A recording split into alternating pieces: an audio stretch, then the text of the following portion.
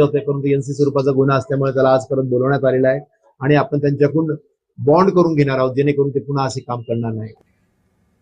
नागपूरच्या पाचपावली चौकात मध्यरात्री गोळीबाराची घटना घडली आहे. सराईत गुन्हेगार अजय चिंचखेडेवर प्रतिस्पर्ध्यांकडून गोळीबार करण्यात आला. गोळी चुकल्यानं चिंचखेडे थोडक्यात वाचलेला आहे. नागपूर शहरात पुन्हा गँगवॉर भडकण्याची शक्यता आहे. या प्रकरणी जगदीश विजय गोखले आणि त्याच्या साथीदारांविरुद्ध हत्येच्या प्रयत्नाचा गुन्हा दाखल करण्यात आलेला आहे.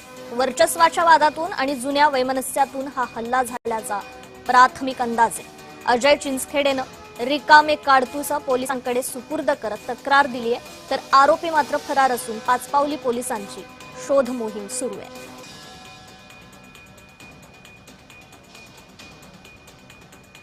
नागपूरच्या पाचपावली चौकात मध्यरात्री ही गोळीबाराची घटना घडलेली आहे. आरोपींचा शोध आता पोलीस घेत आहेत. नागपूर शहरात त्यामुळे पुन्हा गँगवॉर भडकण्याची शक्यता आहे. महत्वाची बातमी आहे. खरं तर ज्या तरुणावर हल्ला झाला त्यांनी नागपूर शहर पोलिसात तक्रार दाखल केलेली आहे. त्र्यंबकेश्वर परिसरातील धबधब्यात 20 वर्षीय युवक बुडाल्याची